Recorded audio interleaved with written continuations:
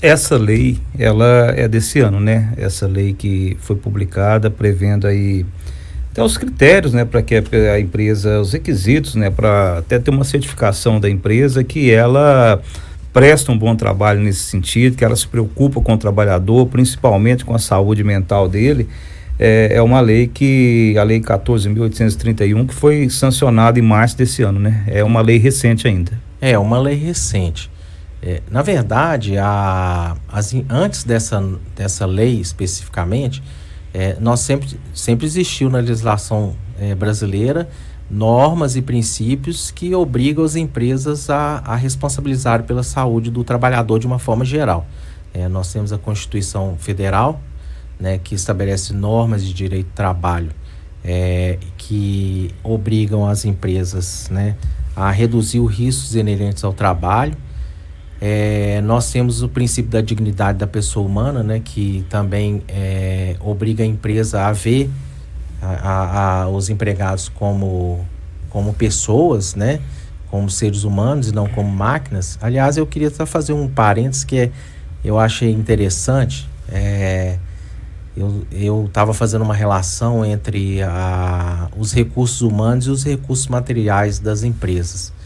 É interessante porque, assim, a Organização Mundial de Saúde, ela diz que para cada dólar que você investe em saúde mental dos seus empregados, você tem um retorno de $4, ou seja, investir em saúde mental, na verdade, é um investimento no seu próprio negócio.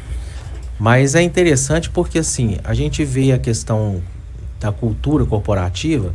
As empresas, elas têm programas de manutenção de máquinas, equipamentos, e elas dão muita atenção, né, para essa manutenção preventiva em relação às máquinas e equipamentos, e para evitar prejuízo, né? Porque um equipamento, por exemplo, que quebra numa linha de produção, ela causa um prejuízo enorme para a empresa. E o que a gente vê no ambiente corporativo não é bem assim em relação aos recursos humanos, né? Pelo menos na prática não é bem assim. Não sei se é porque aquela ideia de que você tem um mercado de trabalho disponível, né? De mão de obra disponível, então é mais fácil você substituir aquele empregado do que investir na saúde mental dele. Mas o que acontece? Um empregado as empresas que investem em saúde mental, elas têm esse retorno financeiro que a Organização Mundial de Saúde aponta, justamente por quê? Porque você tem uma menor rotatividade nas empresas que investem em saúde mental, você tem uma diminuição no abstentismo, são as faltas, né, ao trabalho, e você tem empregados cada vez mais criativos e comprometidos com a cultura daquela organização. Então, você tem um retorno de competitividade no final das contas. Então, assim, logicamente que isso exige uma cultura diferente das empresas, né?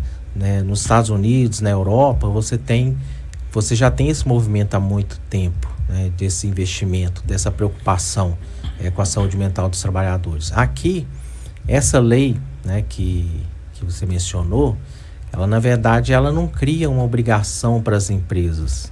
Ela cria uma certificação para as empresas que resolvem investir nos seus trabalhadores em relação à saúde mental. Então, ela traz uma série de obrigações para aquelas empresas que desejam alcançar essa certificação, né?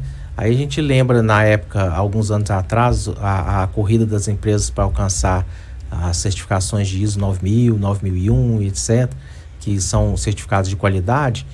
Hoje você tem outras, principalmente no mercado internacional, empresas que só contratam, só negociam com empresas que têm certificação de empresa com responsabilidade social, responsabilidade ambiental. Então tem uma mudança de cultura nesse mercado. Então essa norma, ela visa criar esse certificado até para garantir competitividade no mercado internacional para as empresas brasileiras.